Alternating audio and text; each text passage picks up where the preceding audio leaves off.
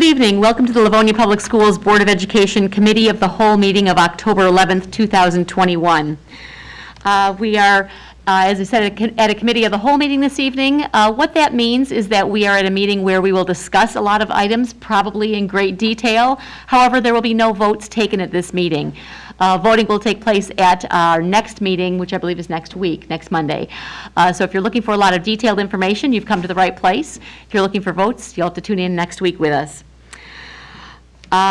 If you are visiting with us this evening in person and you'd like an agenda, they can be found just outside the door to my right.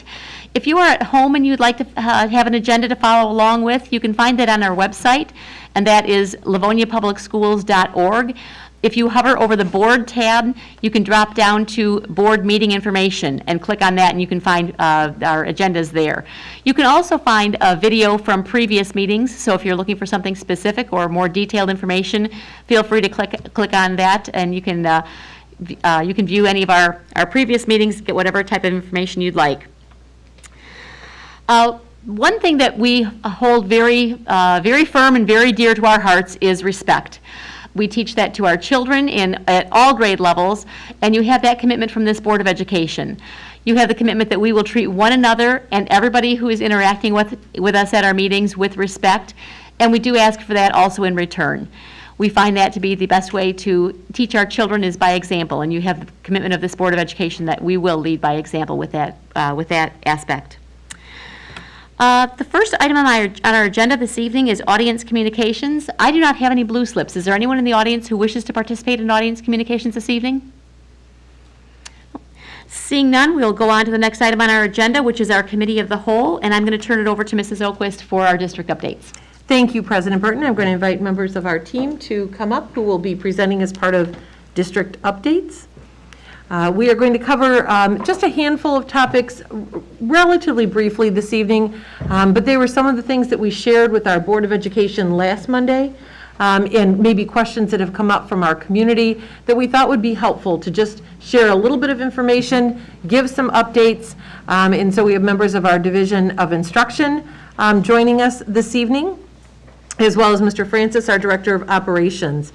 So again, we're going to just cover some topics of interest to the board and to our community, really just as a way of keeping everyone apprised and giving a little bit of background. And sometimes it's helpful to, even if we have written it to parents or the community, to just be able to share the why behind some of the decisions and the work going on in the district. So thank you to my colleagues for joining us, and I will turn it over to Dr. Terrell. Good evening, everyone.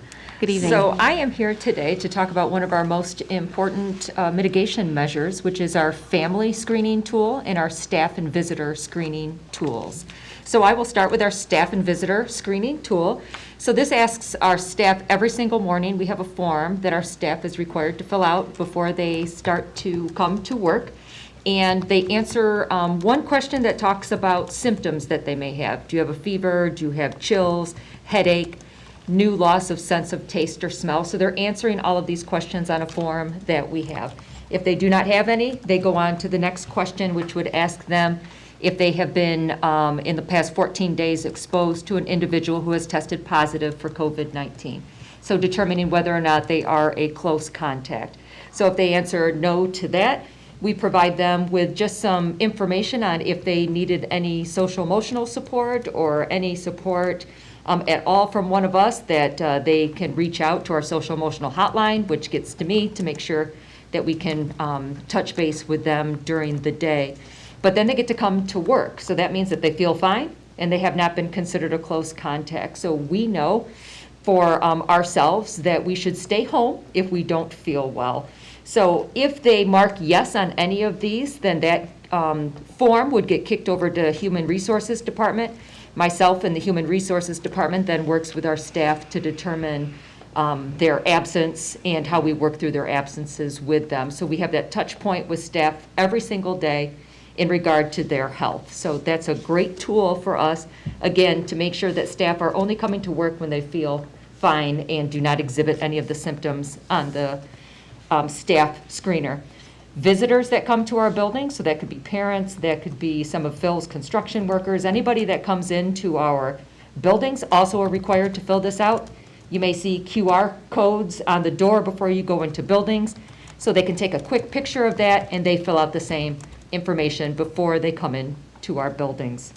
For our families, so their screening tool for families looks like this. So every family has access to this. They could put it on their refrigerator, they could put it in their kid's bedroom, they can put it right on the mirror in the bathroom, but they are supposed to be filling this out every single morning for all of their children before they come to school.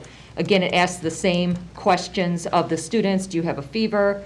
Do you have a stuffy or runny nose? And to be able to ask our families to fill that out also every morning, or at least ask their children or determine their own children if they are having any of these symptoms or if they have been a close contact. If a family reports to their school that they have symptoms or they have been considered a close contact, those come to me.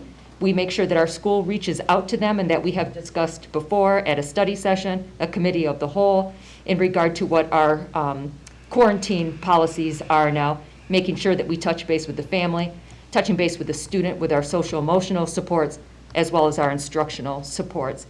So we know keeping kids home when they don't feel well is one of the best mitigation measures that we have. So we talk to families every single day who don't feel well, who have a fever. Please keep your children home. Give us a call when they feel better, and we talk about getting them back into school. Thank you. Sure. Excuse me, Mrs. Okus? Yes. I've got a quick question for you.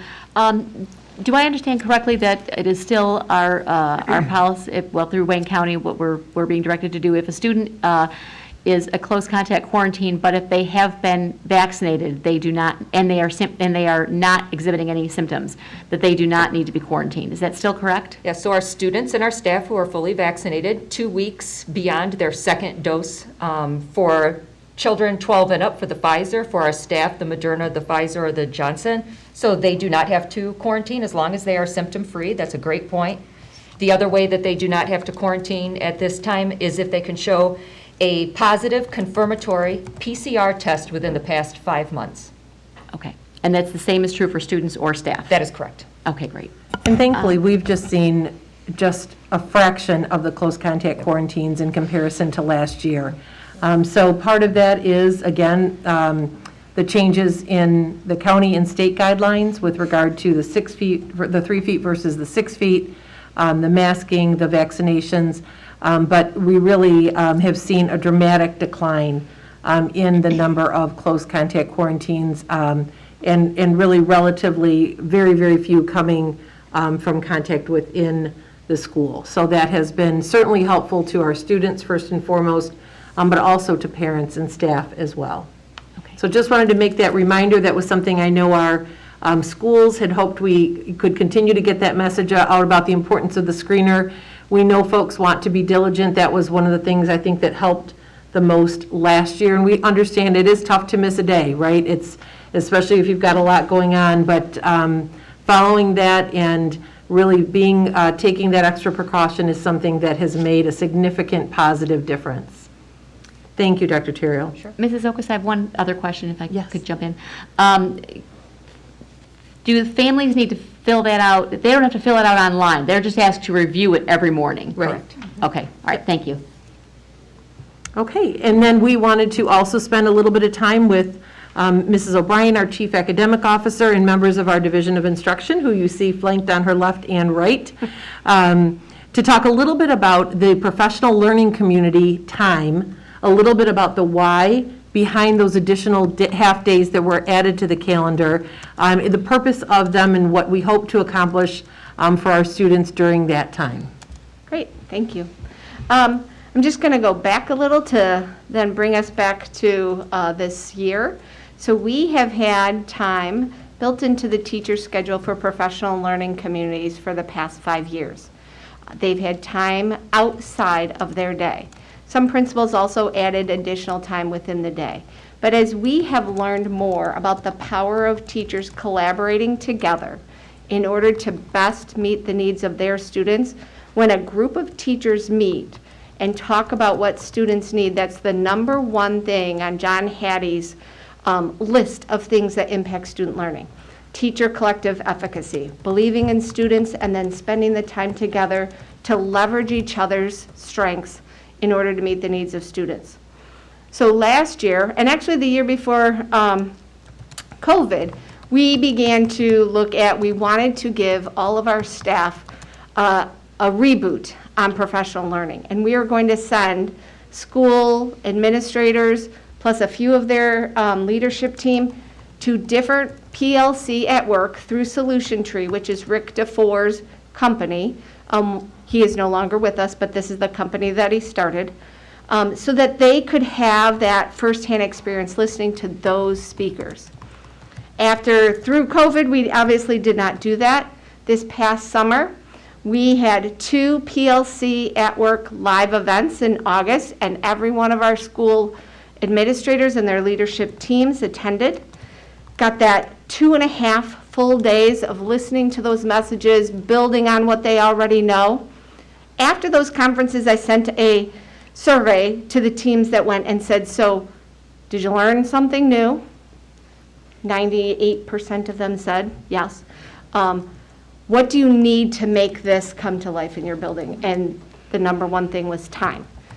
We have 2 groups of teams that meet, district teams, so all the 4th grade teachers in the district, all the algebra teachers in the district, and that's really to get at that guaranteed viable curriculum and that common summative assessment that they work on. But then at the building level, your grade level team of 3 to 5 at a high school, a content area team, needs to meet to talk about their kids at their school. So that survey really said that what they felt they needed is to meet weekly in their building teams and monthly, at least monthly, in their district teams. And so we tried to build a schedule that would give the opportunity for teachers to meet in those district teams so it wouldn't be outside of their day. Since those meetings would be online, because we'd have teachers from across the district, but give teachers that time devoted to them working together to really think through what are the things we need to do in order to support our students. Those half days will have, the larger chunk will be in district teams, but then they'll also take what they've done in their district teams and then go and meet in their building teams. And then in addition, principals are giving up staff meeting time for those building PLC teams. There's also still the 6 hours that's in their contract for PLC times. And more than ever, we want to be able to build that time in order for teachers to leverage each other's strengths in order to grow that. And so that's why we added the additional 5 half days. We've been meeting in those teams, even throughout last year. Online, the district teams have been working on prioritizing, knowing that last year with the both remote and in person, back and forth, that teachers weren't going to be able to get as far in their curriculum as they would in a normal year, and we wanted to give them that opportunity to work together to say, so what's most important? What do kids need to know right now? And so that's the why we needed to ask for some additional time so that our teachers could work within the day and focus on what our kids need most. The benefits to our students is going to be, multiplied by 100, because that team of teachers is going to be able to leverage each other's strengths in order to help all the kids at their school. Do you want to just touch on why some of the days are morning release and some are afternoon release? A member of DOI, because I think that has been a question that has come up Sure. from the community, and I think one of the things we were trying to do was really balance the impact on students and their schedules. So if you want to just spend a minute sharing a little bit about that. So again, just as Superintendent Oquist said, so being able to make sure that we are addressing our morning sessions and our afternoon sessions. As you know, we have many different programs in our district, many different schedules within our district. So specials for some students occur in the morning, specials for others occur in the afternoon. We have AM kindergarten, or AM preschool, PM preschool. For our post-secondary students, we run full days on-the-job training experiences for them. So we wanted to make sure that we were having our PLC times where it met the needs of all of our students and didn't hit one AM session more than it would a PM session, or with specials for students at one area compared to specials at another. So really that, certainly we understand that that's an impact on our families anytime we make a scheduled change. And that was really thoughtfully considered after we attended the conferences together. As you know, our cabinet team attended the conference as well as our own PLC team. And we certainly heard that loud and clear, that while we were going to utilize the time that was already part of the process, staff meeting time or the after-school PLC time, we've talked a lot with you about digging into our data and taking a look at our student results. And when we do so only once or twice a year, it's not as impactful as being able to do that on a monthly basis and ongoing and saying, okay, for the next 4 weeks, here's what we're going to focus on, here's where we're going to dipstick and determine how the students have done. If they haven't, collaborating with one another to say, what can we do differently, and then moving forward for the next period of time. And so we really believe truly that our PLC teams, both at the school and district level, will utilize this time to truly impact the needs of our learners in very meaningful ways. Any questions? Nope. Okay, so we are going to give a quick update on another important, this is an important time of the year, it's Parent-Teacher Conferences. So this is an essential communication time between schools and families. So Mr. Willenberg and Mr. Green are going to spend a few minutes talking about the structure this year. As you know, we changed it a little bit last year, so we're updating you on that and sharing the process. Thank you. Hello, everyone. Hello. So as you know, this Wednesday evening, this Thursday afternoon, and Thursday evening, and Friday afternoon are our elementary parent-teacher conferences. If you go back in time, those used to be in November. We're excited that these are now in October because for the last several weeks, our schools at the elementary level have been busy getting to know all their students. We have, as you know, gone from 30% remote to less than 4% remote this year, so we have a lot of new friends in our buildings, and it's a great time to take account of where we're at, not only with them socially, but also with our testing that we do in the fall. That's on their early benchmark tests, their math assessments, all different types of assessments to see where they're at as learners. So just a moment ago, you heard about the need for staff to get together to plan in our professional learning teams. Well, this is perfect timing because this week we're going to be meeting with families, and they're going to be able to do that either remotely or in person at the elementary level because we're structured such that we could offer that opportunity.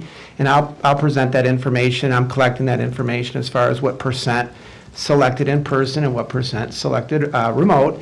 And it's going to be a time for our teachers, really that fundamental principle we believe in, our relationships with our community. You know, that's one of our, foundations in Livonia. And that's going to be our time to really get to, when I was a teacher, I told the principal, solidify that community of learners for us. We get to know the kids in September. We got to have a little open house, a curriculum night, but then that parent-teacher conference night was really where we just sat down and set some goals for their children. So that's going to be a really important week for our families.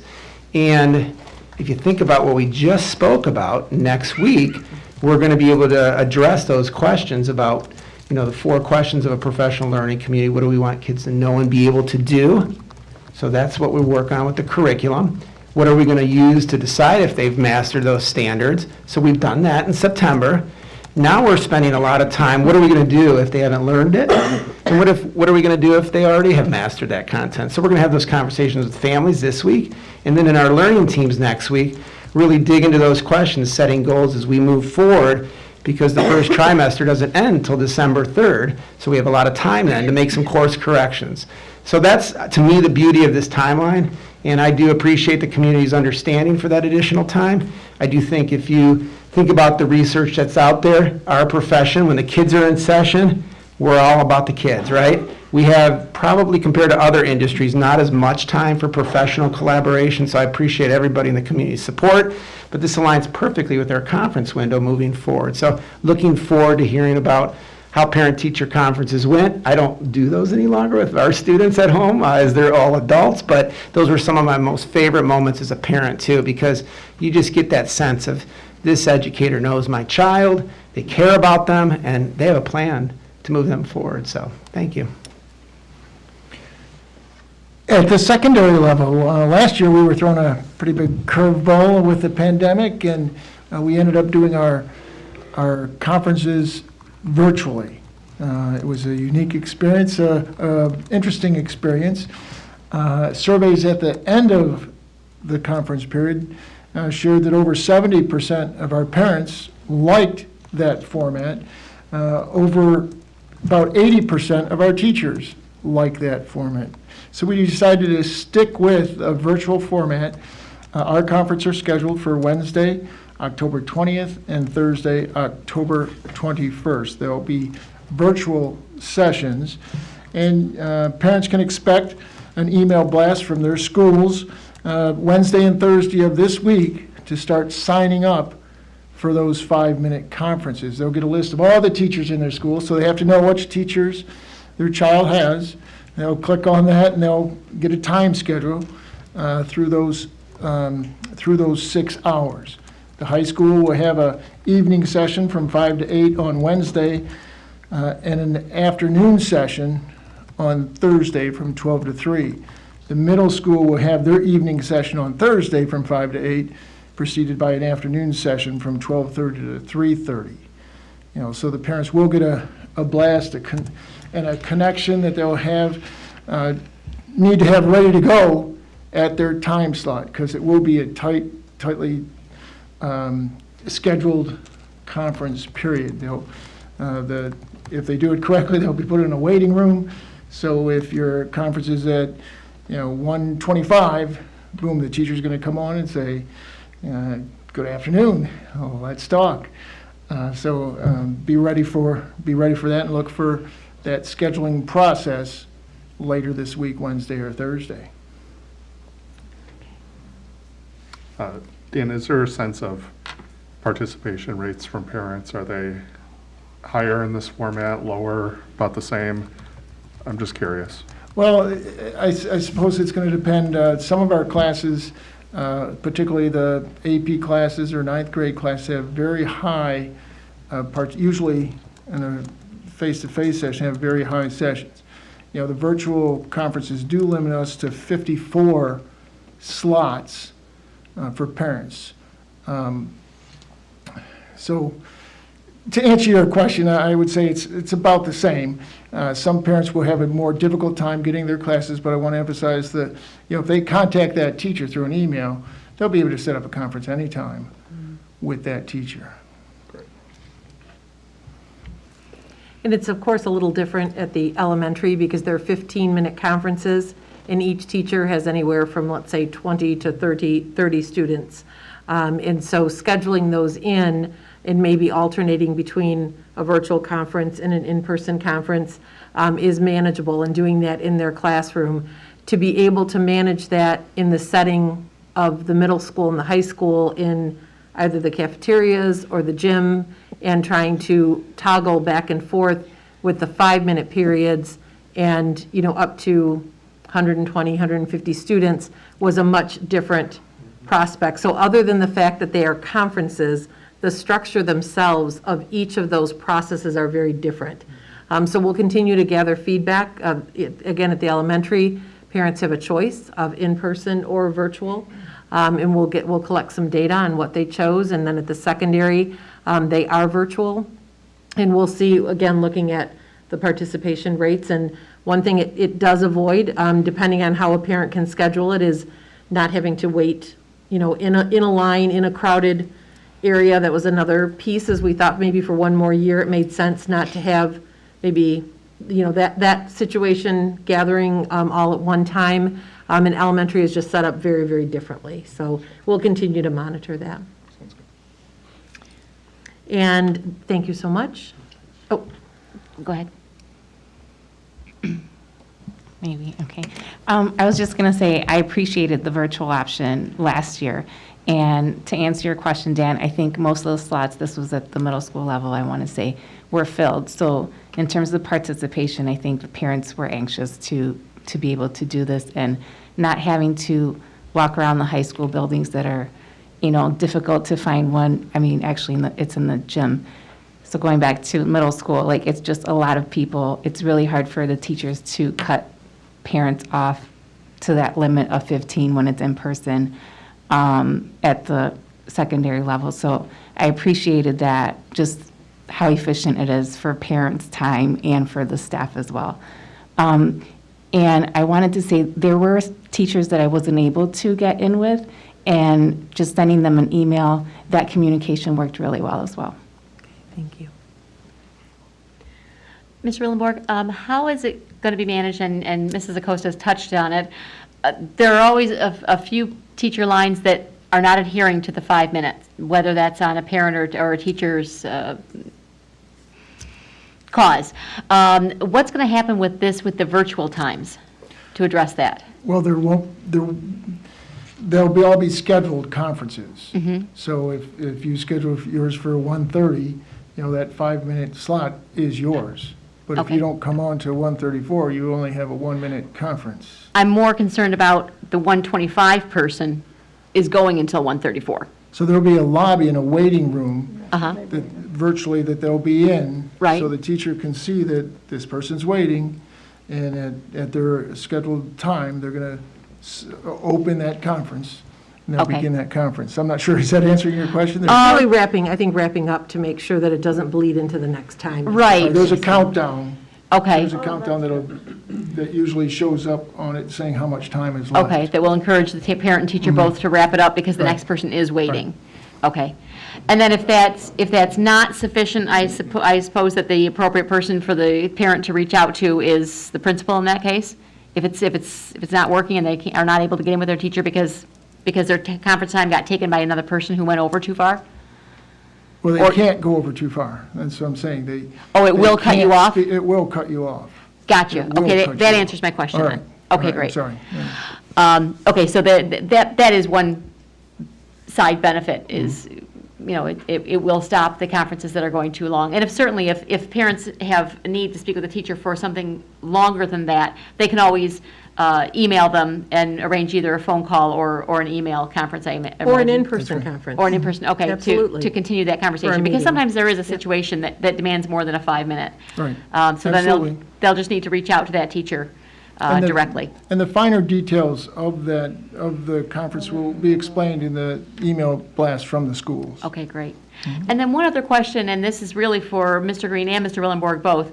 How would you answer the parent who says, my child is doing fine, I really don't feel a need to go to conferences? It's a personal call. I mean, sometimes,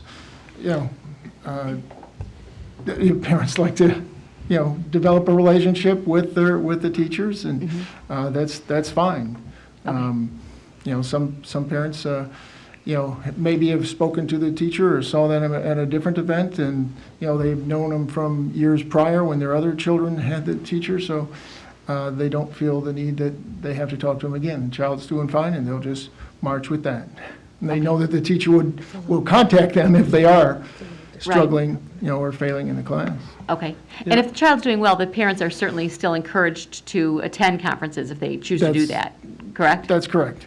Yep. Okay. And at elementary, it is, so having my own children go through the system, like I'm very excited that secondary is having online conferences because that's sometimes a little more efficient for that model. At elementary, our participation rates for conferences, it's in our annual report, are very high.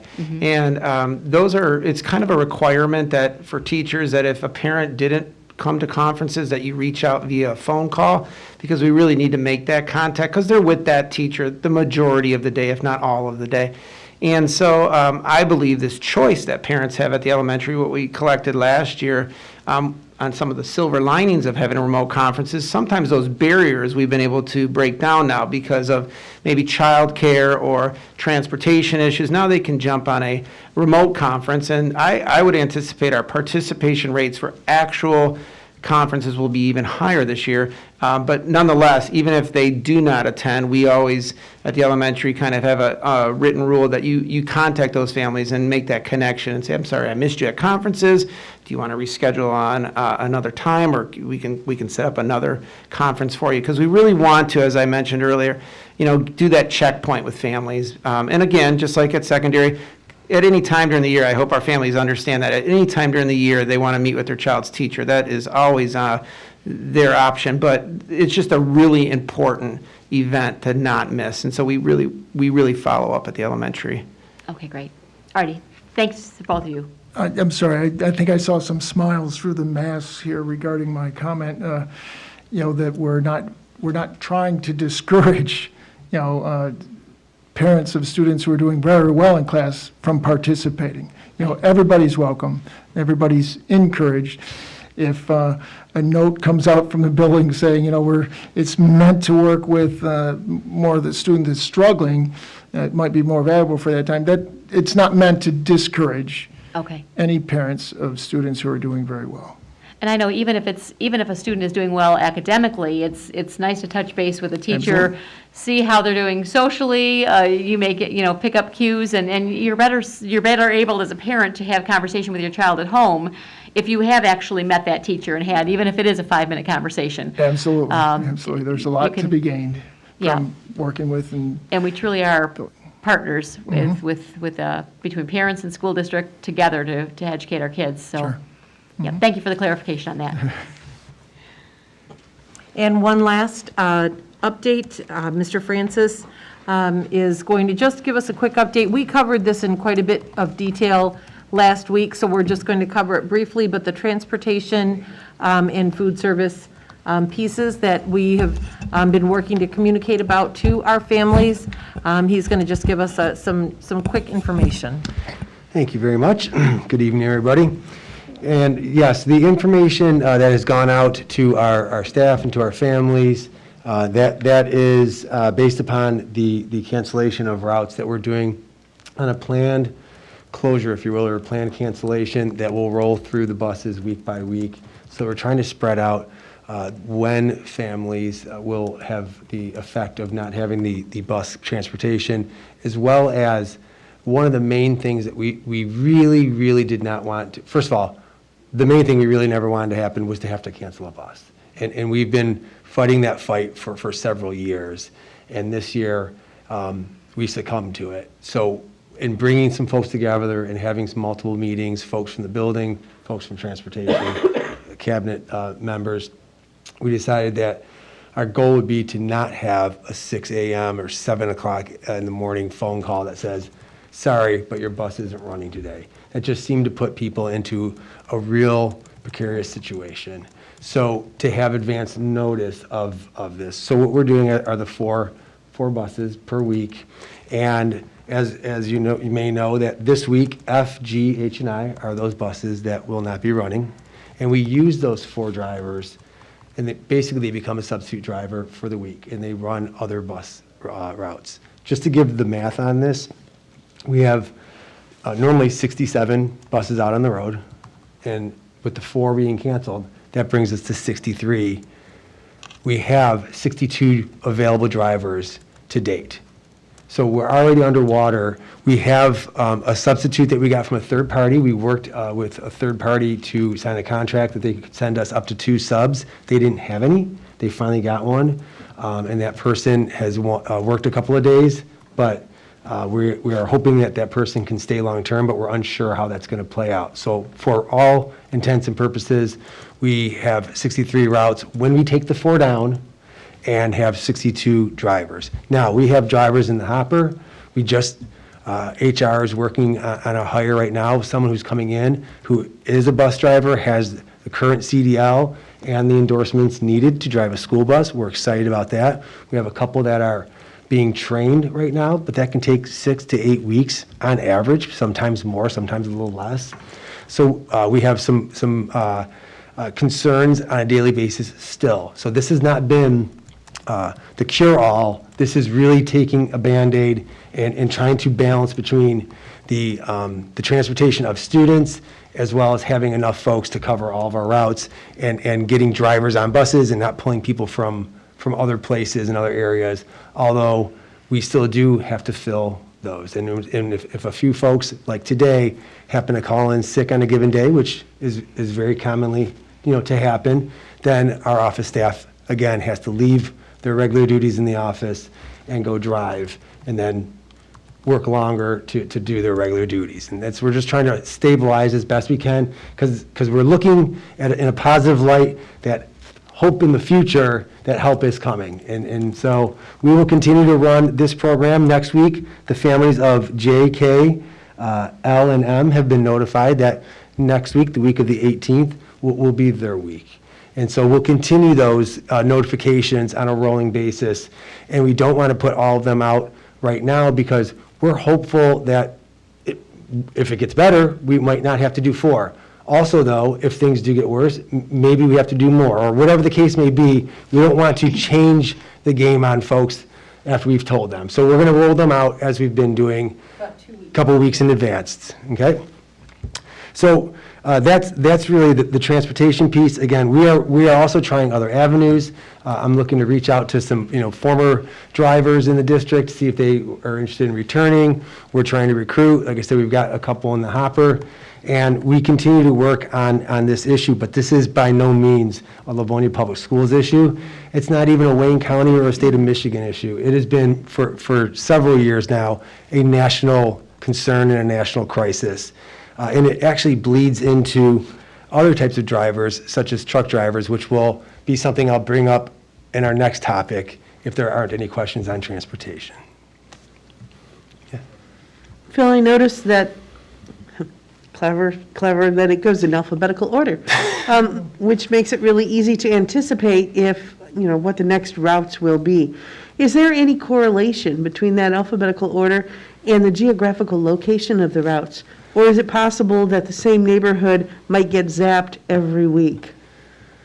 Well, we're trying to keep them in the same triad. So the idea of keeping the buses for the week in the same triad, the idea behind that is once you get to 5th grade, the upper elementary, the middle school, and the high schools, they cover the entirety of the triad. So even if someone isn't in your neighborhood, like a K-4 neighborhood, you still might have the opportunity to have friends from Stevenson or friends from Emerson who may also be in the same pickle, and perhaps you can carpool more, just to sort of draw a little bit bigger pool of possible solutions. If we had not done it where they were related like that, then you'd have a one-off here and a one-off there, and there might be less opportunity to be able to carpool with folks that go, and students that go to your same school or live in your neighborhoods. And at some point that, right now it is going Yeah. in It'll break up alphabetical 'cause you order, go but that numbers. will break up because there are some routes which we are not interrupting. None of our special education routes will have any planned service interruption. We are not interrupting the routes that we call the transfer bus routes, so our routes that go to our magnet programs that do the transfers here at central office, about 7:30, 7:25, and then head off, because that would just be too complex to take one leg of that route offline, and then those students not being able to get to their next route. So there are some routes that will never be impacted. And we realize that, certainly some families may, feel that they're more impacted than others, but we simply don't have a way to interrupt those transfer routes because of the way that those take place. So those will not be interrupted, and of course, none of our special education routes will be interrupted. And our internal shuttles will continue as well. So let's say you are a student that goes to Franklin High School, but you take a class at the Livonia Career Technical Center. And even if it was your first hour block class, second block, your bus that takes you to Franklin might be a week that it's canceled. But if you get to Franklin, the bus that takes those students from Franklin to the Livonia Career Technical Center will still run. So you aren't having the added burden of getting from one place to a place on the other side of the district. So we have those that do crisscross between buildings, between programs, things like MACAT, things like Kappa, Churchill, et cetera, et cetera. So we want to keep those running as well, so that students have to simply get to their neighborhood school, and even if they take a transfer, it'll still be available. Mrs. Bonfield? Do you just maybe want to touch, since we're sort of doing this as an informational thing, on what our requirements as a district is for transportation, and that we are meeting those requirements? Sure, we are required to provide special education transportation for any student that has that written into their individual education plan or their IEP. Beyond that, transportation is not required. However, if a district does offer transportation to general education students, then we are required to also provide that service to the parochial schools within our school boundaries. And so we do that as well. Mrs. Oquist, along that line also, this has not been a question right now, but it has been in previous years when transportation questions were being asked. It is correct, I believe, that we cannot charge for transportation. We can choose to offer it or not offer it, and most districts do offer it, but we cannot charge for it. And the current issue is not a money-related issue anyway. It is a lack of people who are choosing to come into the career of being a bus driver, or the job of being a bus driver, and that's a nationwide issue, not a money issue. Yes, you are right on both those counts, that we cannot charge, and two, it really is a staffing shortage issue. As you know, it's something that we feel very committed. We feel very proud that we hire all of our own drivers. Many of our drivers have been with us for a number of years. We are grateful for their service as well as that of our entire team. But we had, I believe, 13 retirements last year, and we're just not seeing that same number of folks coming through the pipeline to replace those positions.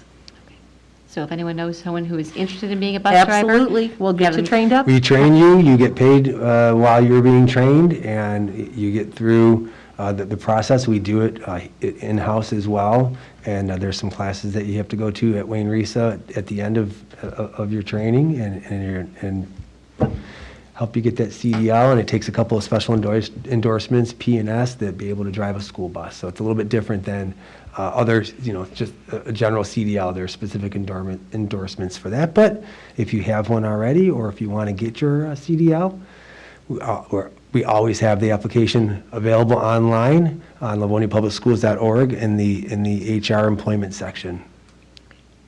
And also, one other quick question. This same problem, as you stated, is hitting everyone nationwide. But it is not simply a public school issue. It's No.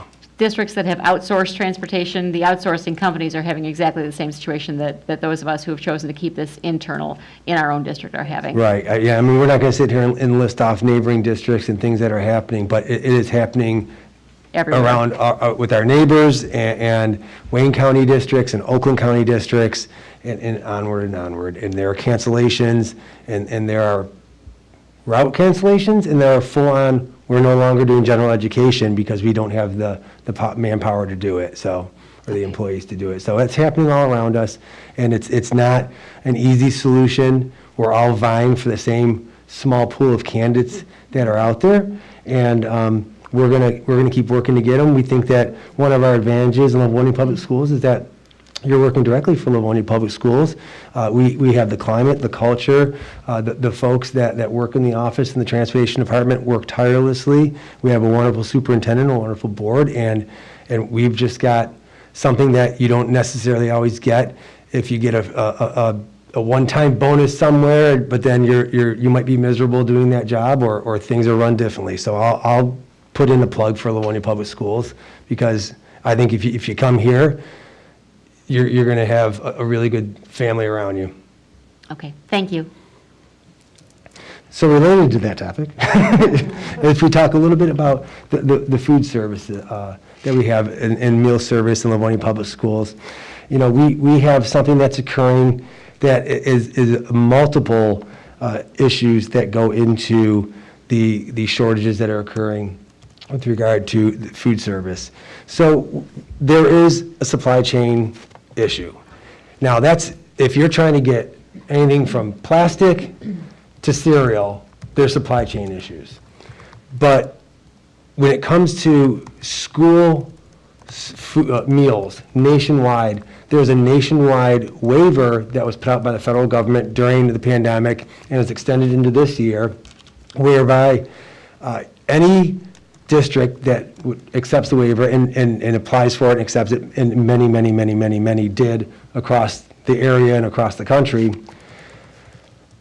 that means that any student can choose, regardless of family's income and socioeconomic status, and whether you've completed the application for free or reduced meals, you can have a breakfast and or lunch every day. And that means you can bring your own meal and still get a meal, and that's okay. And we are doing that in our buildings. But we're not the only ones doing that. Literally, nearly everyone around us and everyone around Michigan and everyone around the country is doing this, which means, one, we cranked up massively the supply, or the demand, without doing anything to the supply. Companies have said we would need 18 months to ramp up for something like this. They didn't have that.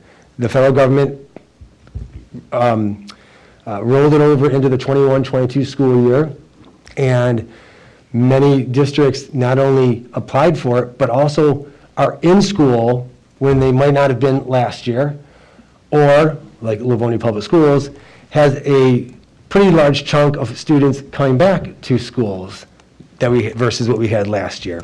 So overall, demand has ramped up massively, and supply has not been able to keep up. And then there's other concerns with the supply chain. Just regular things that happen in life.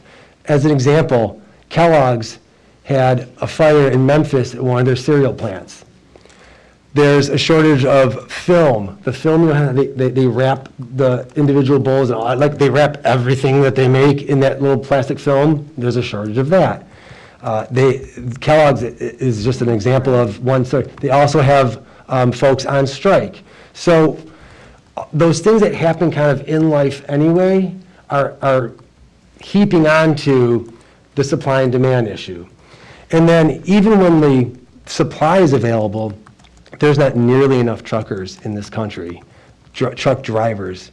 And we've got product, whether it be food or materials for building, et cetera, sitting in ports places that can't get from point A to point B because we don't have enough drivers. And that's related to what I said a few minutes ago about CDLs, folks driving buses, folks driving city buses, folks driving rigs and semi-trucks. So we have this compounding issue of the supply chain. So I'll give you some quick numbers with regard to the demand. In 2019, and we put this out, we had the first 23 days of 2019. We couldn't look at 2020 because of the year wouldn't be the same. So in a quote-unquote, regular traditional year, we did 21,224 meals back in 2019 in the first 23 days of breakfast.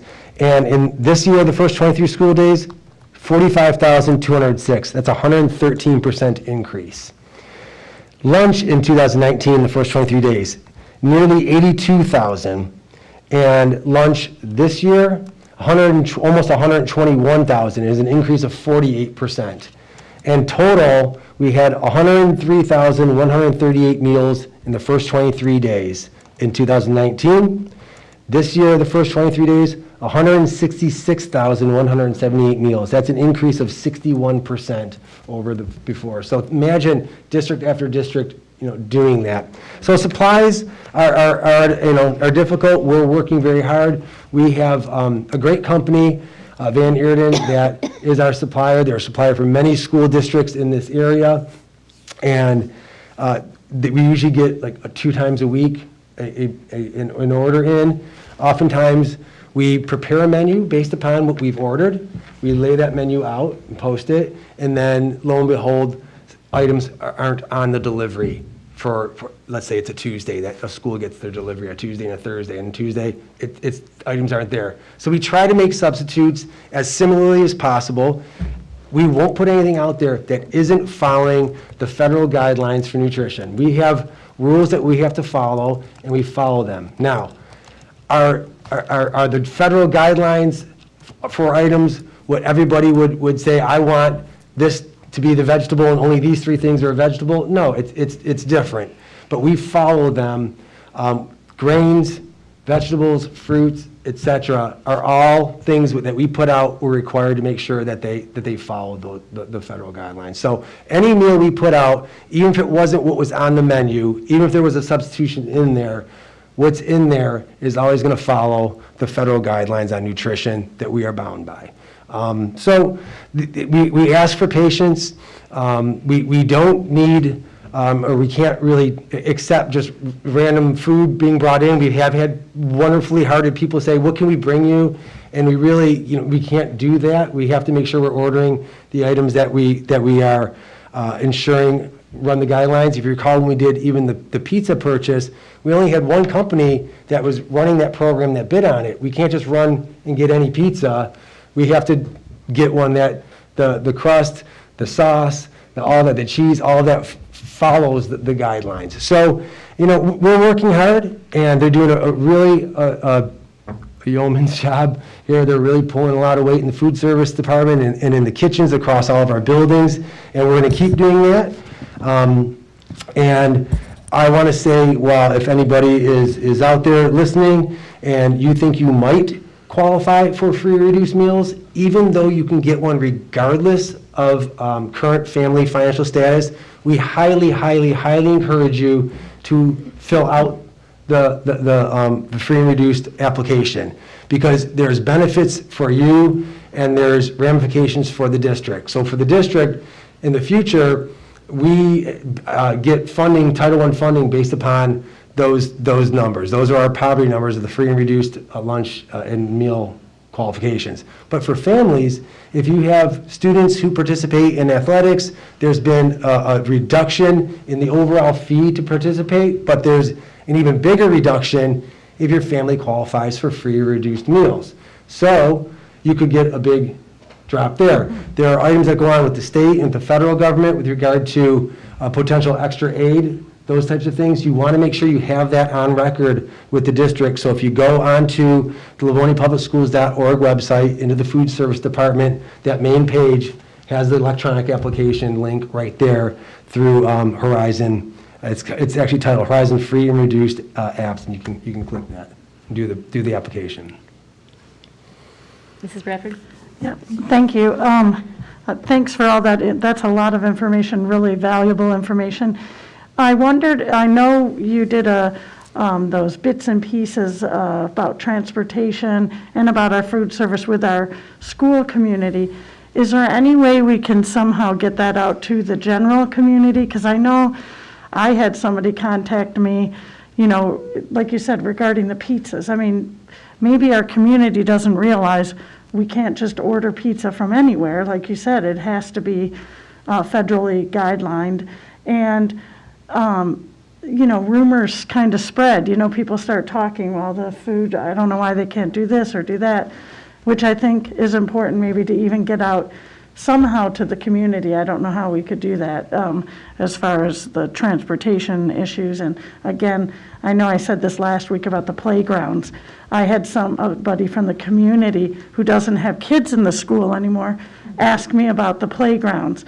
And I think to the point on the playgrounds, especially, why did we take the equipment out and didn't leave it in? And I keep getting that question. And that one's coming out this week. Perfect, thank you.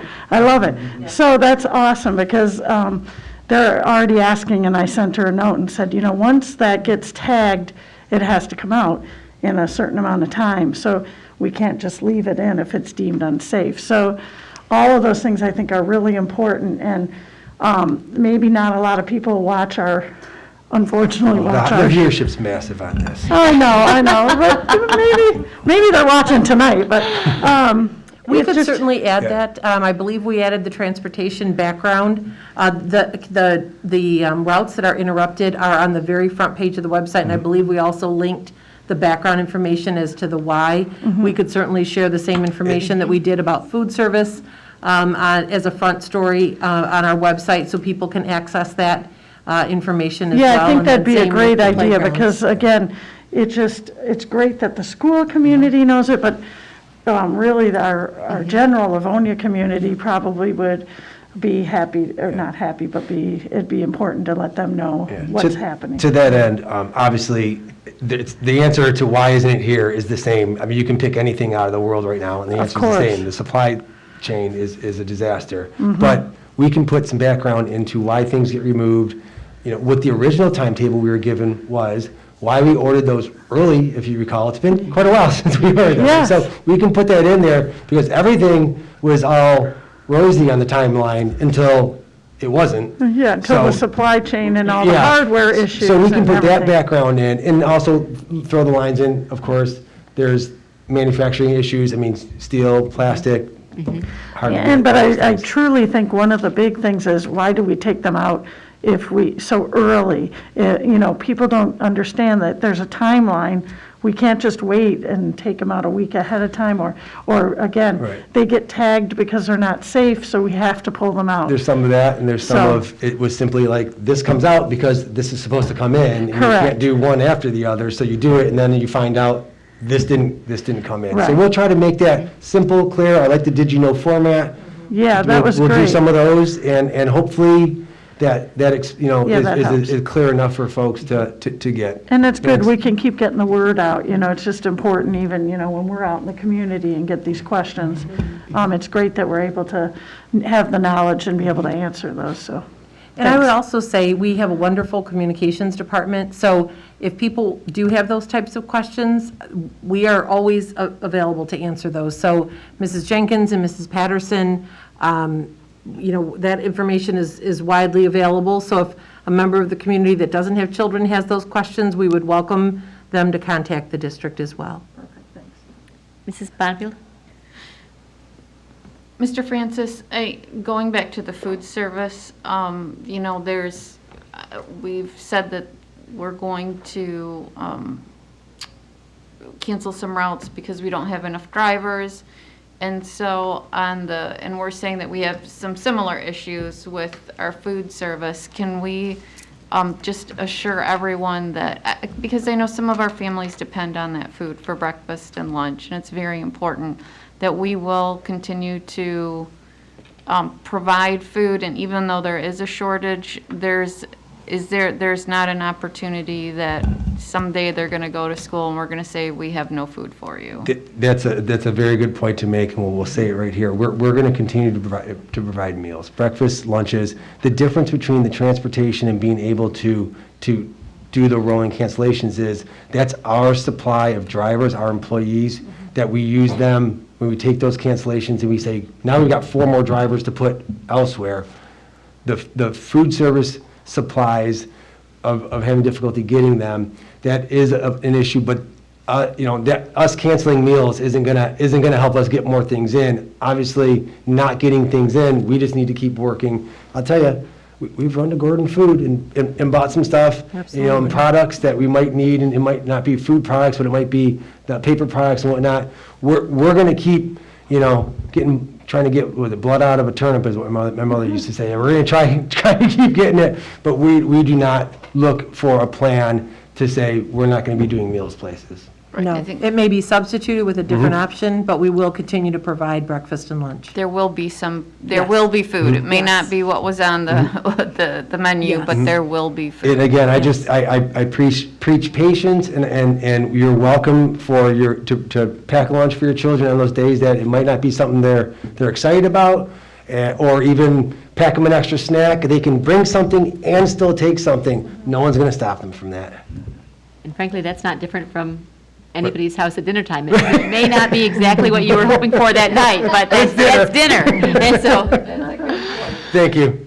And thank you to President Burton and to the board for allowing us to touch on some of these pieces. I think it was helpful for us last week to have some discussion at our study session, and as our cabinet team debriefed that, we thought maybe some of these items might be helpful to share more publicly. Absolutely. Well, this will be not included in the district updates next No. week, then, informational? Right. Okay, thank you.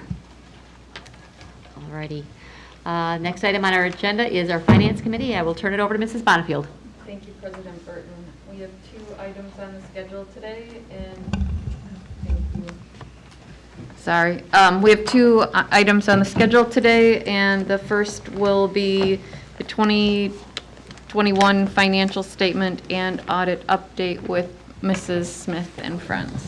Thank you, Mrs. Bonnefield, and thank you for the time given last week for us to go over our budget to actual for the 2021 school year. We're going to do that again tonight as a part of our review of the financial statements. I have with me, I'm so pleased to introduce you to Lisa Vargo and Tom Marchese, who are familiar faces to the board. They are our partners at Plant Moran who did our external audit this year. What we've shared with the board is a packet of highlights from our financial statements that we'll be bringing to the regular meeting for your vote next week, as well as a slide presentation that we plan to present next week as well. So with that, I'll turn it over to Lisa and Tom. Yes, I will kick it off. So it's nice to be here today. Welcome. Hear me. So I just wanted to go over a few things before we jump into the high-level overview of some of the numbers and the results of the audits.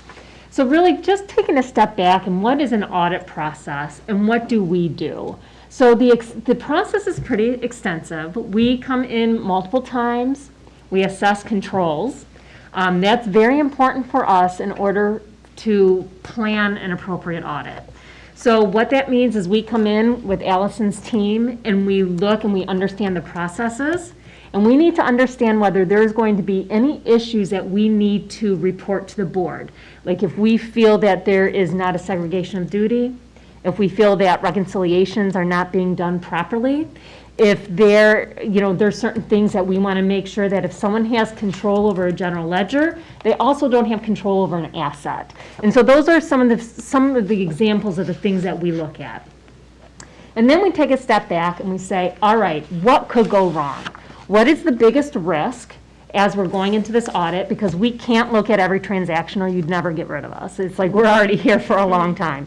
And so we want to take a step back and say like, okay, what is different? What is risky this year? So this year, so last year had its own challenges being, with the pandemic and, remote working and on-site working and all that. This year, I would say the biggest challenge was technically the federal sources. You had additional sources coming in. It's really understanding the technical usage of those. How do they need to be recorded? How should they be recorded in your financial statement? And that really was probably a big focus of the audit this year. So what we're hired to do is we work with, Allison's group, and we use all her information, and we assemble the financial statement. But probably what the most important aspect of that financial statement of what we do is we put the opinion on it. Like that's really what we're hired to do. So you really have 2 opinions. One opinion we'll refer to as the opinion on the basic financial statement. So that is on your financial aspect of it. So that opinion is an unmodified opinion, which is the highest level of assurance we can give that your financial statements are free of material misstatement. The other opinion that we put on would be on the federal program. So it would be your single audit. And that's where it's like we have to rotate the federal programs every single year of what we're testing. When we go and we test it, we are really following what the federal government is telling. Like we want to make sure that you guys are doing, that they're in compliance with all of these aspects. There is no materiality in compliance testing. So if something is wrong, and we need to report it. So I'm happy to report that we had no findings in the federal programs that we tested. Oh, and I guess I should back up. The programs that we tested this year, of no surprise, is your ESSERS fund and your Corona relief funds. And so those were the programs that we focused on and we had a test. We did not identify any findings to report, and therefore our opinion is an unmodified opinion on your federal programs. Again, highest level of assurance that we could give that those federal programs are being maintained and operated as the federal government would require. So today, I'm going to turn it over to Tom. I think we're going to go pretty high level on the graphs. That kind of will give you a real good gauge of what happened this year financially. And we can address any questions, and then I'm going to cover at the end what we refer to as our end of audit letter. Thanks, Lisa. Nice to see everyone again. Nice seeing you too. Yeah, it's nice to meet you.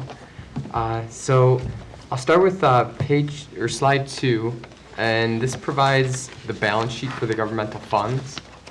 And how I plan to go about this was I'll cover the materials in the slides and then point to our financial packet that we provided. Now, this is an abbreviated version of our reports. The reports typically combined about 100+ pages. So we excerpted a few key pages in order to direct your attention to certain areas. So I'll go to high level through the slides and then tackle some of the items within the packet at the back end. So slide 2 is just the governmental funds balance sheet. You can see the major funds are the general fund. That's your main operating fund.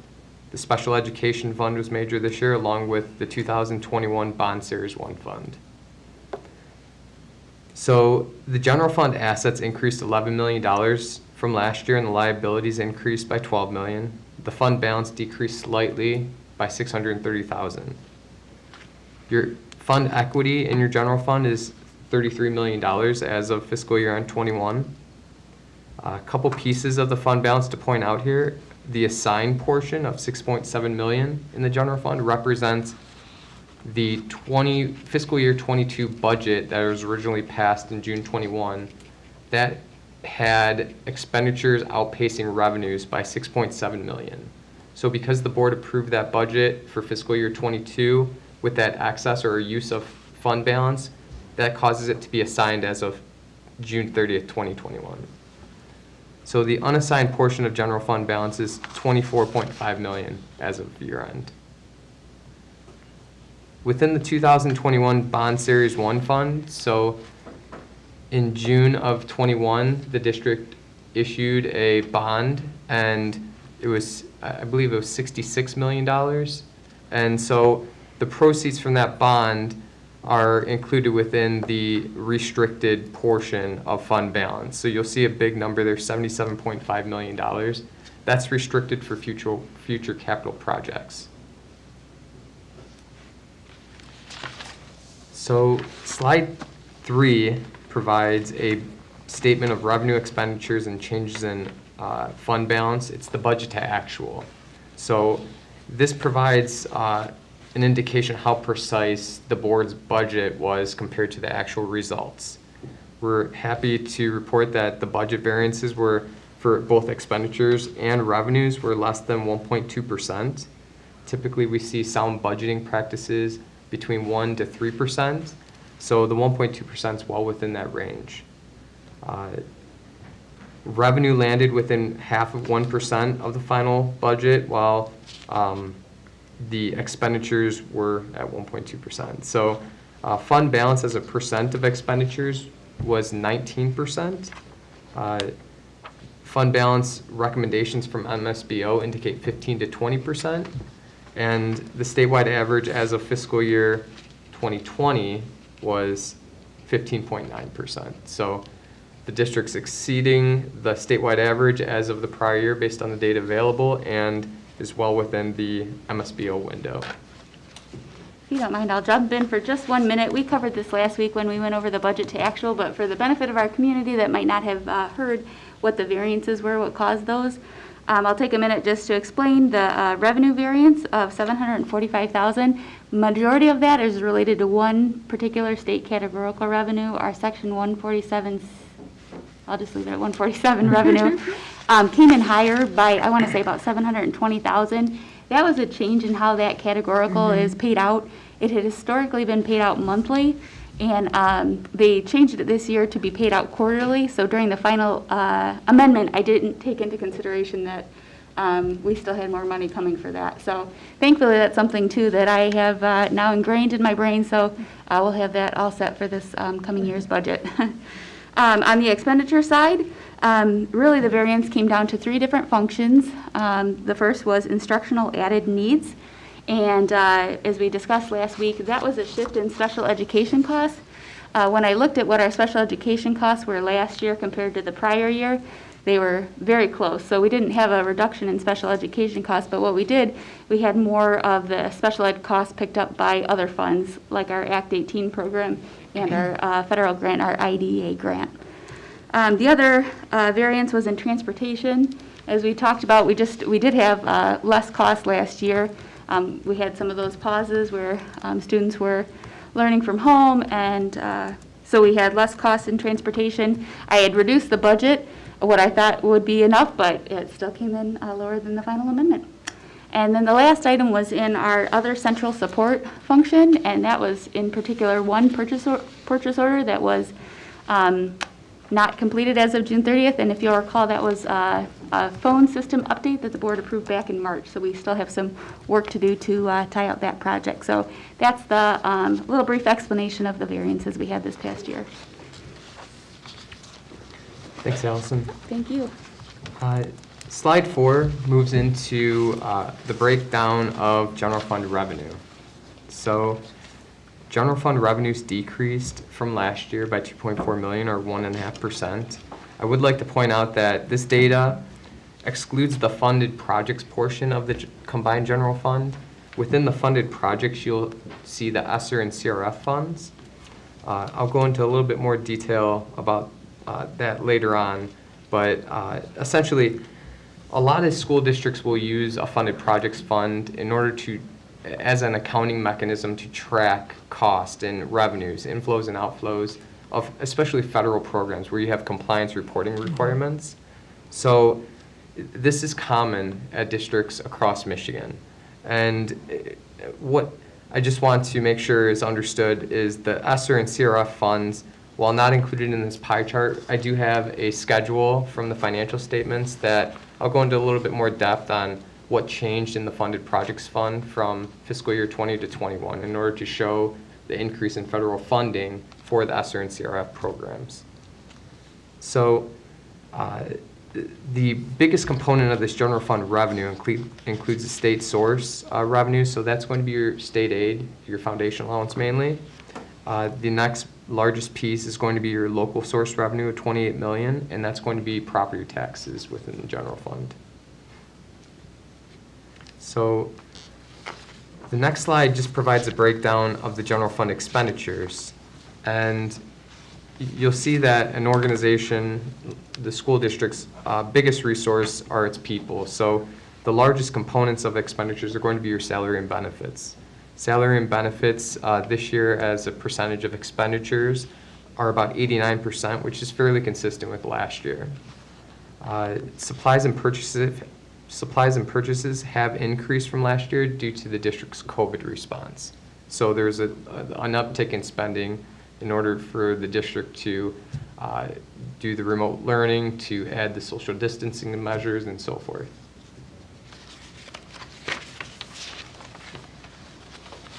Slide 6 provides some commentary on GASB 68 and 75. In layman terms, this is the liability related to the retirement system that's allocated to every district that participates in the retirement system throughout Michigan. So there's just a couple general comments here. The net liability of the retirement system currently is about $40 billion. The proportionate share for the district is for both the OPEB or other post-employment benefits and the pension system. It represents about $440 million that's allocated to the district. To be clear, that this is not a check that's going to be cut by the district to ORS anytime soon. This is part of the contribution rates that allow ORS to collect about 40 cents on every dollar of wages that the district pays its employees in order to rectify this underfunding of the pension and OPEB system. So the next slide just illustrates how this liability, it shows a GASB 6875 impact of about $400 million in the government-wide column on slide 7. you can see that it doesn't impact the fund level statement. So it's not going to impact the general fund or any of the fund level statements. But you can see that the deficit net position is largely impacted by this GASB 68 and 75, these GASB 68 and 75 balances.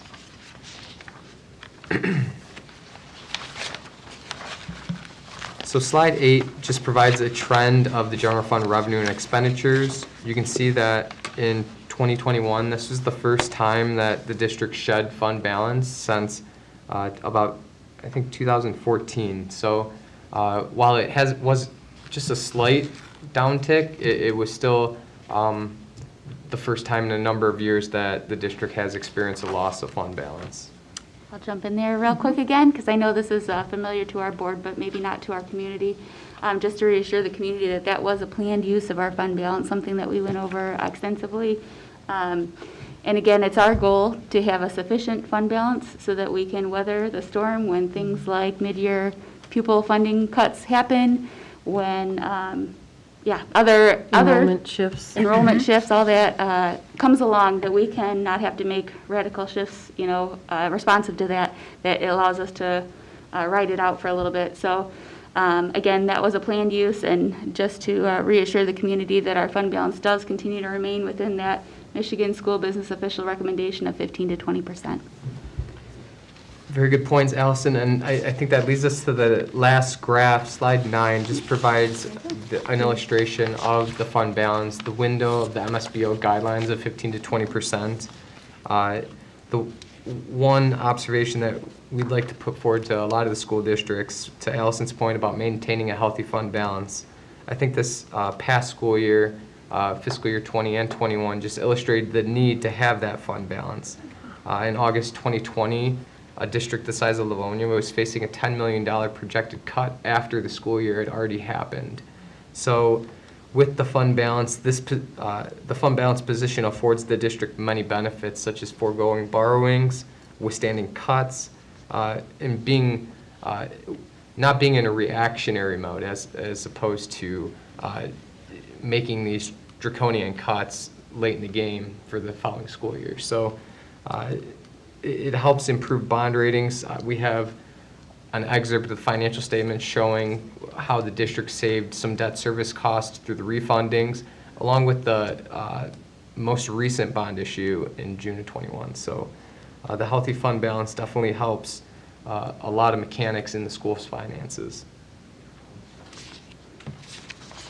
And just the last kind of general thought on that too, just the uncertainty that remains post-pandemic, though the surpluses are projected at the state level through 2024, there's a lot of items that need to be considered yet.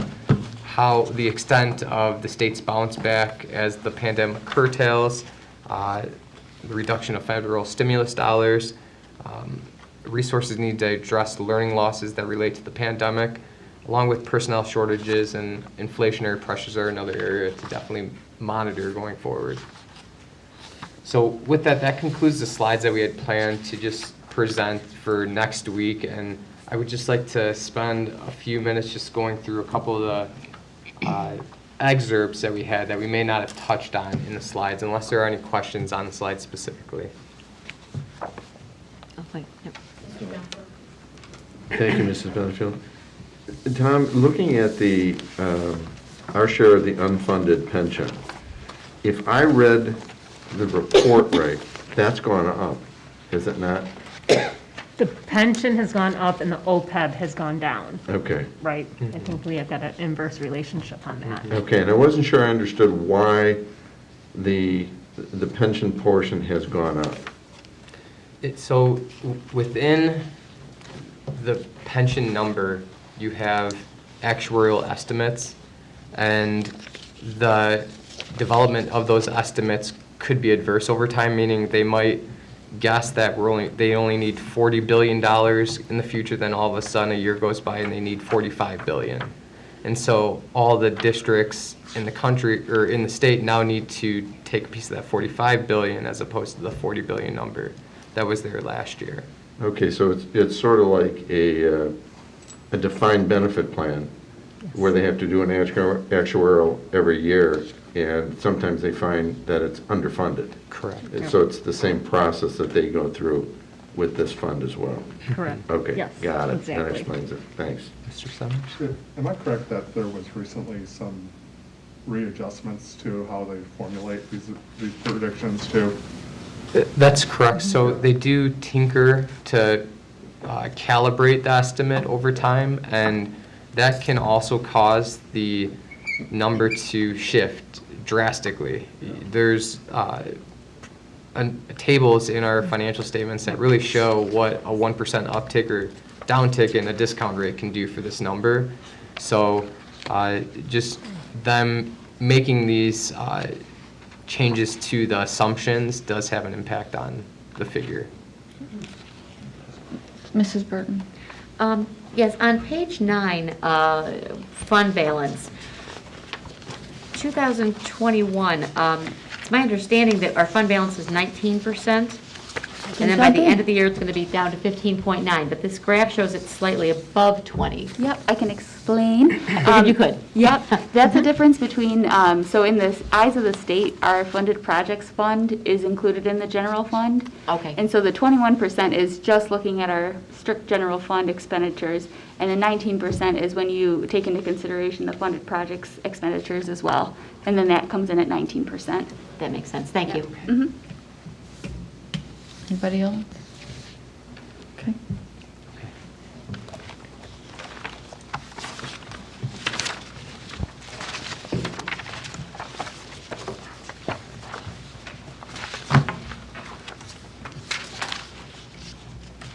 So there is a page, probably about 10 pages, the 10th page of your packet. It's the loan note to the financial statements. I just wanted to call to your attention. It's note 8, long-term debt, under the header advanced bond refunding. So we just wanted to point out that. And yep, page 33 in the packet, yep. I'm sorry, yep. The district did a refunding recently, about $90 million of debt. And the refunding in the low interest rate environment took debt that was being paid at interest rates of about 5% and was able to be refinanced to debt of about less than 1% all the way to about 3%, I believe. And so that allowed the district to save about $20 million in debt service payments over the next 22 years. The present value of that money is $15 million that's going to be allowed to stay within the district and in the community going forward. So a great deal of money and a great deal of savings with the refunding. So to be clear, that's not part of our fund balance, and that money doesn't actually come to the district, though that's dollars that our community members will not have to pay out. Correct. Okay. Thank you.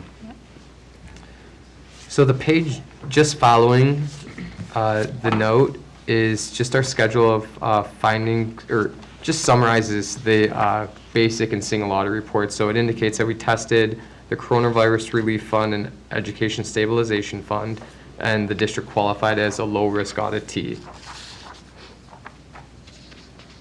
So the next schedule I'd like to point out after that is just the schedule of expenditures and federal awards. The total federal dollars increased about 45% from last year, $4 million to about $13 million. And the main portion of that increase is due to COVID relief dollars from ESSER and CRF. So this is where I wanted to spell out the ESSER and CRF dollars, that they're short-term in nature and it's a finite allocation. You have to be cautious in applying these costs in your budget spending for any legacy cost and ensure that they're going towards pandemic response.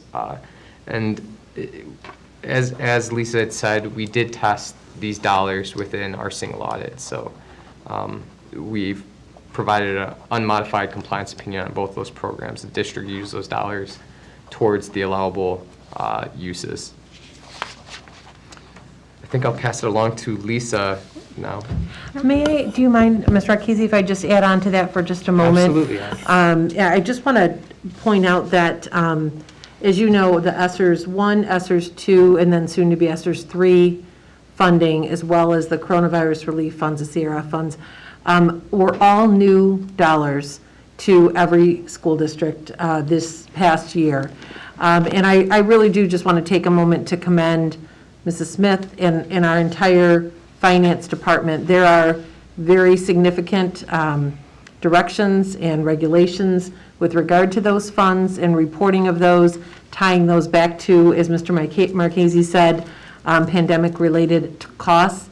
And I'm actually pleased that this was the area where you focus that additional single audit, because I think it's very important that the board, as well as our community, can be very, very confident that these dollars are being expended appropriately and following all of the necessary guidelines. So again, these are not sources that we have seen before, not sources that Mrs. Smith or her team would have been familiar with, but the fact that they are being utilized to support our students and to support our schools as part of the pandemic relief, and that the controls did not show any areas of concern and met all of the guidelines is something I think that is very significant to our board and to our community.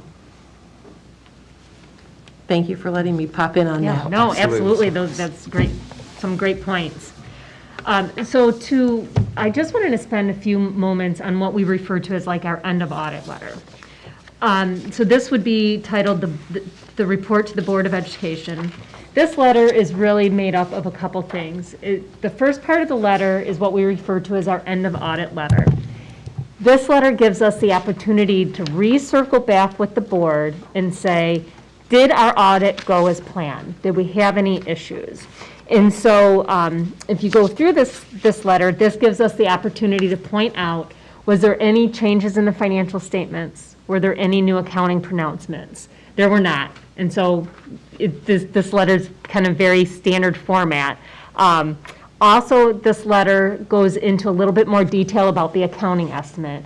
And again, to point out that you have the pension and your post-employment benefits, and those are estimates. As we know, they can fluctuate year to year based on actuarial information and how much is allocated to each district.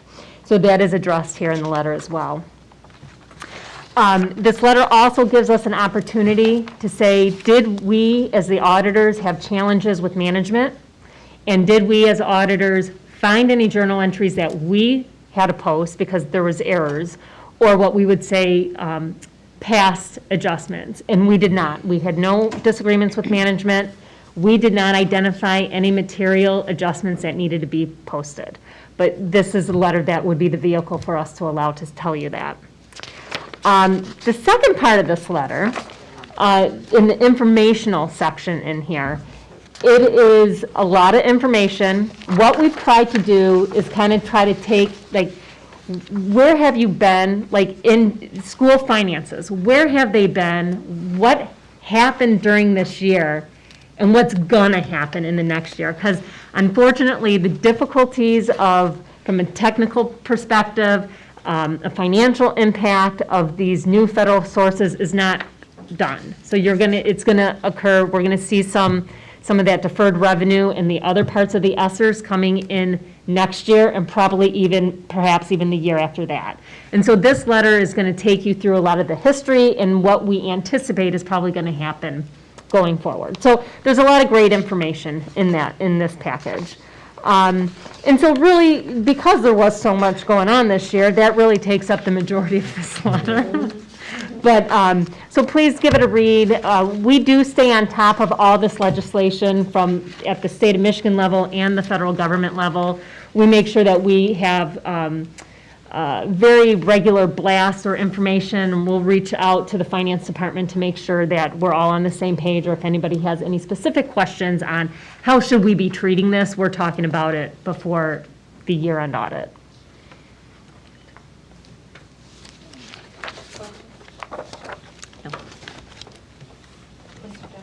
Thank you, Ms. Mansfield. Just a comment. I appreciated the lengthy discussion on the state funding, on how it's changed, where we are at this point, the revenue conferences, and things along that line. I thought it really brought a lot of information out. So thanks for for bringing that to the letter.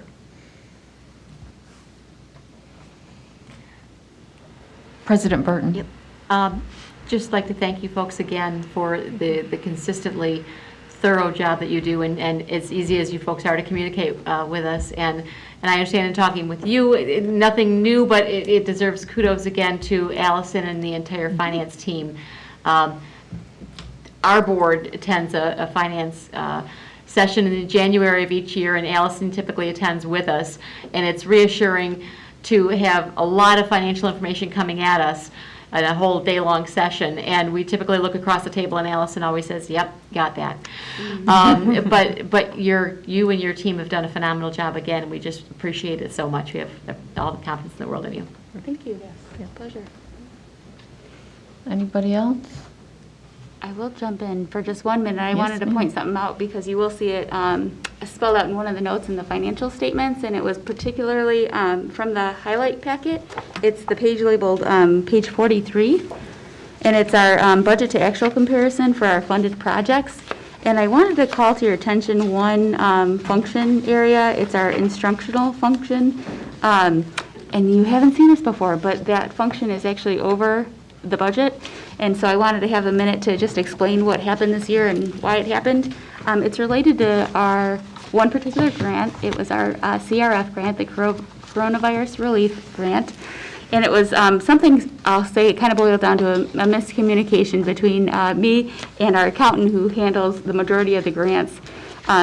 So he handles the majority of the grants. Because of the nature of these COVID-related federal dollars, I took the lead on these grants as far as coming up with the spending plans, working closely with Andre and the cabinet team on how to best utilize these funds. And so we used a majority of the CRF funds this year to hire instructional staff to help minimize our class sizes. And in the budget, it actually got budgeted under the support services line item, which would be more in line with like the PPE costs and whatnot. And while we did use a piece of it for PPE costs, we did use it for instructional staff. So that'll be a note in the statements that just simply says that instructional function is over, but then it explains that the overage in the instructional function is offset by unexpended budget in the support services function. So in total, the CRF grant was not overspent, and in fact, we do have some carryover that we'll be utilizing this coming year. So just one note, again, haven't run into that, and again, we have identified what the issue was there, so I don't anticipate that we'll be running into that again. Thank you very much. I think with the federal regulations, it's hard to even fathom what the accounting and finance is involved in the accounting and finance, and the number of people and the amount of information that it takes to get to the end, and also that things were changing in a moment's notice, and we also we wound up getting things that were retroactive, and it was nuts. And so to come in with those very clean numbers is a well-deserved kudos, because it was not easy to deal with all the stuff that was just being constantly thrown from it feels like it's still coming too. I It know. is. I see. We are fortunate in the business officials in Michigan are on a listserv, so there's constant information flowing between people. But I mean, new deadlines kind of coming every day. Okay, this has finally been loaded. You can update the budget here. You can not, and so it's kind of you got to always have your pulse on it, so you don't miss anything. Yeah. But again, we're grateful for the funding. So glad that they found their way. They really have had a huge impact for our district, and we're seeing the effects of it now. I appreciate that Plant Moran spent so much time too on the single audit, auditing those COVID-related funds again to reassure our community that they are being spent exactly how we said they would be spent and how the government anticipated us to spend them. I know I've heard just on occasion people kind of share that it seemed like it was just a blank check of this inflow, and far from it. The budgets have to get approved first before we can spend a penny of it or seek reimbursement. And then when, it comes time, we have to justify and tie all those expenditures back to Now, how does this tie back to the pandemic? Us hiring the teachers, show me the class sizes and how we reduce class sizes with those teachers. So it's definitely far from a blank check. A lot of strings attached. So, is there anything else for our awesome team here? Well, thank you very, very much. We appreciate everything that you do, and it was a Herculean effort. So, thank you very much. Perfect, thank you. And if it's all right with you, we'll add this to the regular agenda for next week. For the board's consideration. Thank you. Wonderful, thank you for your time. Thank you. I think we should celebrate next week. Yeah. Good Lord. Phil, you got milk? All right. So, I'm sorry, I'll let you officially, okay. Okay, we have the annual, this is really one of those items that we do each year. This year, we did bring this to the board last year. The only difference with this milk purchase this year from last year is we were working off a former contract, same company. It's just now, as I put into your board packet for this week, a little bit of an explanation that the Washtenaw ISD did the bid kind of on behalf of the state. It was approved by MDE. MDE, as I understand it, doesn't like to kind of have their hands in bids. They want someone else to do it, so they approved it for Washtenaw ISD, and any district or any school in the state can then hop on this type of contract pricing. So we've been using Cedar Crest for the past, this will be, I believe, our 4th year going into it with them. We would like to continue using Cedar Crest out of A, familiarity, and B, they have very competitive prices on this contract. If I did a quick look at the 1% and fat-free milks, and we're talking about not pennies, but we're literally talking about fractions of pennies differences, but they're pretty much the lowest still. Being a commodity, it may fluctuate through the year. That does happen, but we would like to bring to the board for your approval to do an open PO as we do each year for the purchase of milk from the Food and Nutrition Services Department. They create an open PO. They are estimating $160,000 PO, which is what we also did last year. Mrs. Schuhart and I talked about the difference between last year and this year. We think we're still okay. Last year was unique, and while we had some students that weren't here, we were still doing a lot of bag meals. We were buying half gallons and gallons at times because of the different deliveries we were doing and pickups, etc. So we feel like the 160 open PO for the year would still be appropriate, and essentially at that dollar amount, as you know, we would need to bring this before the board for your approval before we put that on and before finance approves it and creates it. So I hope I did. I'm trying not to go overboard on something that we buy each year. Anybody have any questions on milk? And Just one question.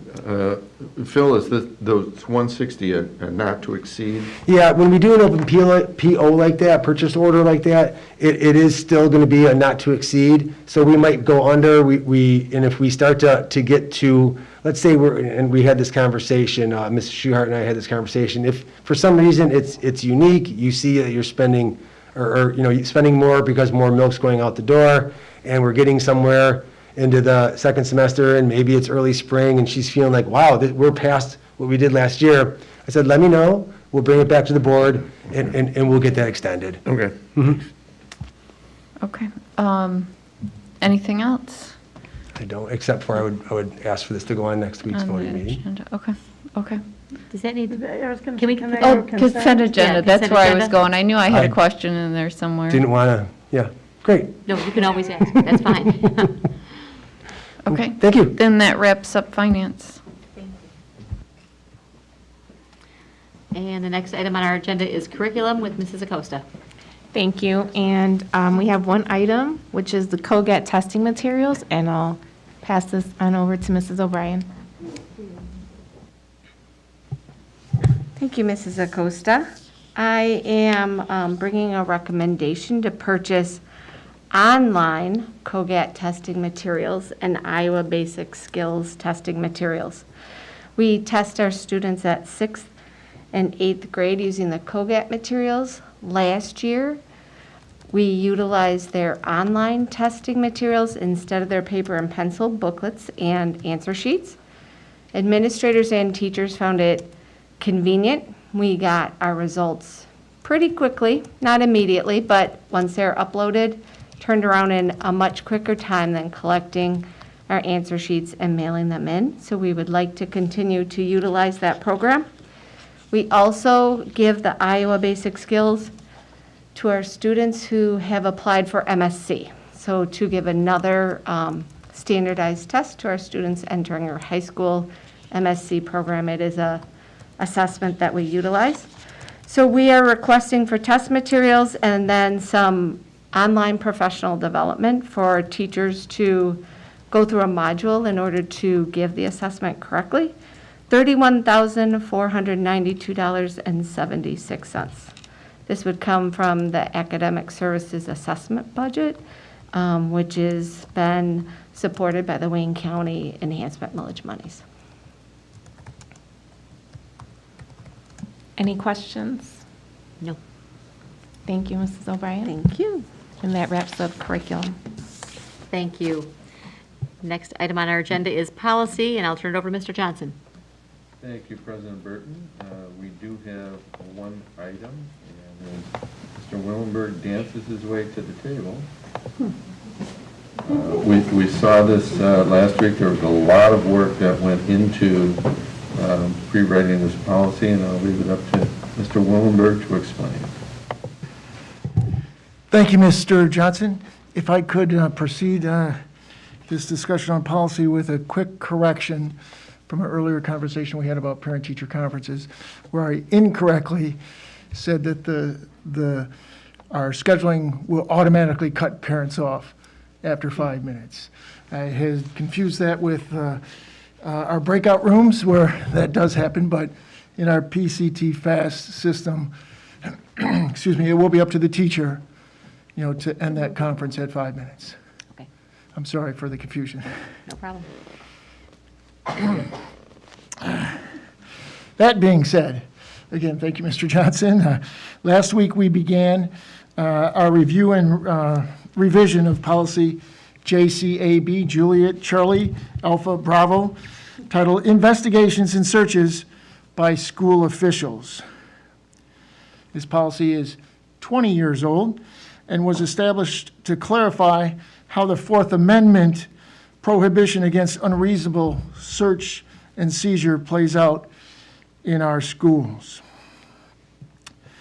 Earlier this semester, we formed a committee with administrative representatives from each secondary school and several of our elementary schools.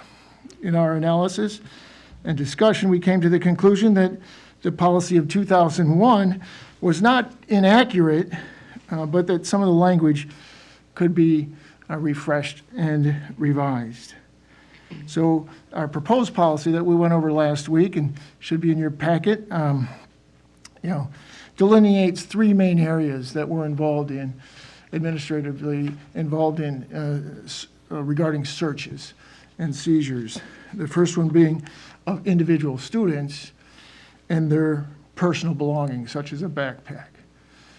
Our legal threshold to conduct a search is based upon a reasonable suspicion that a prohibited or illegal act has occurred. Given that, we can conduct a search of a student or their personal property. Another area of searches is regarding lockers in the school.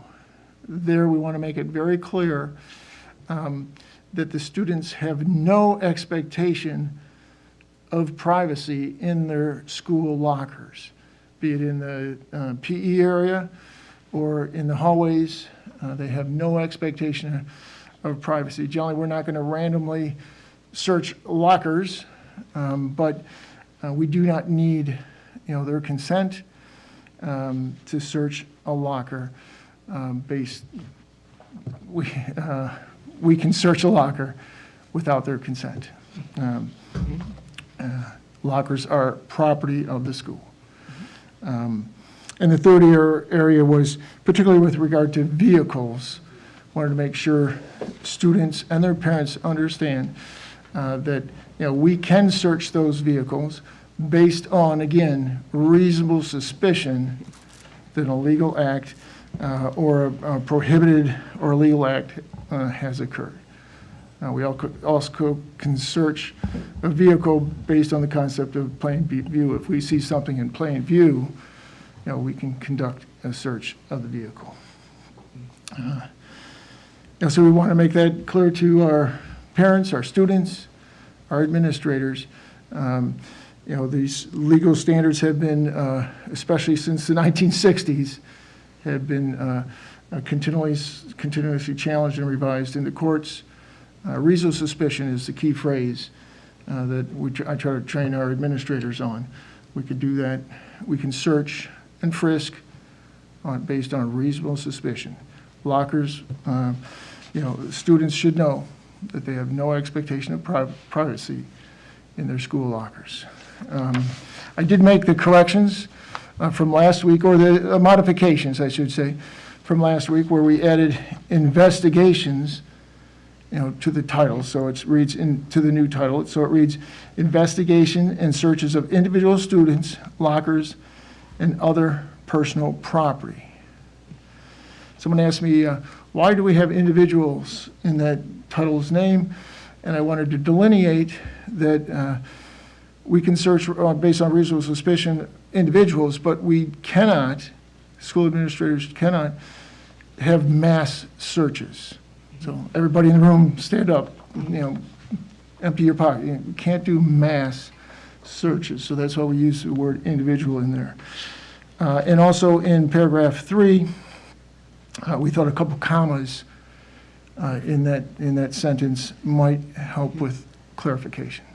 Those have been added to the policy this week. Mrs. Oquist? I just note two changes. I note two changes that I wanted to just double check on.